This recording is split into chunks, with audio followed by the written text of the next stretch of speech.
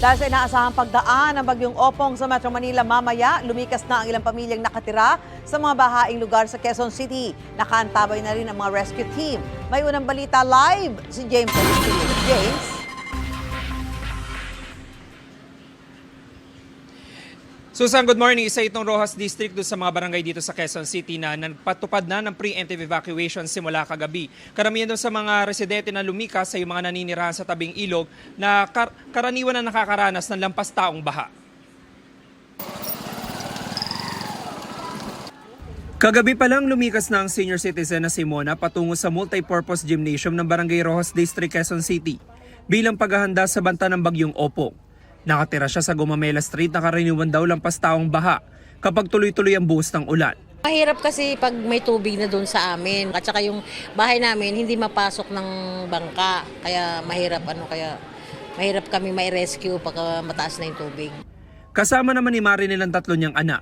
Sa tabing ilog sila naninirahan, kaya hindi na nagdalawang isip ang pamilya na maagang lumikas. Natatakot po kasi ako, lampas tao na po kasi yung tubig sa amin. Kahit nasa pangalawang palapag kami, aabot pa rin po kami. Hindi kami makakababa pagka once na umabot na sa pangalawang palapag. Tatlo pa po yung anak ko. Hindi ko po kayang ilikas sila lahat. Nagtayo ng modular tent sa barangay. Sa tala nila umabot na sa 83 pamilya, katumbas ang 277 individual ang lumikas. Puspusan din ang pag-iikot ng mga taga-barangay sa 4 na flood-prone areas. Nilagyan ng lubid ang ilang poste para magamit sa rescue operations. Naka-standby na rin ang mga bangka gaya ng rubber boats.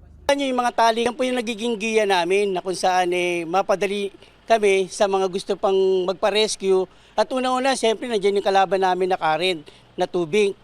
Na yan yung nilalaban namin para makalapit lalo kami sa mga gusto pang magpa-rescue. Ang ibang residente gaya ni Torio inilagay na sa mas mataas na lugar ang mga gamit at appliances. Anumang oras handa na rin daw silang lumikas. Sanay naman na po kami pero kailangan po namin mag-ingat. Kailangan po namin iangat pa yung mga iba para wala na kaming gagawin. Gano'n ba kataas ang tubig dito karamihan? Minsan lagpas tao po talaga.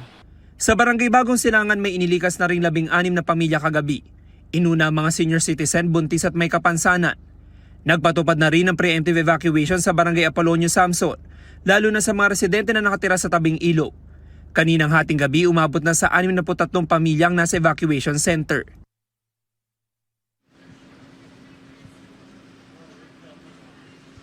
Samantala Susan, balik dito sa Roxas District, bukod po dito sa mga lumikas sa gymnasium, ay meron na rin mga residente na lumikas doon sa kanilang simbahan.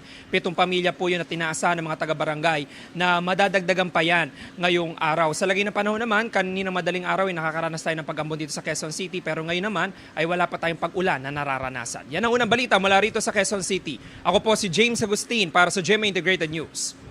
Gusto mo bang mauna sa mga balita? Mag-subscribe na sa GMA Integrated News sa YouTube at tumutok sa unang balita.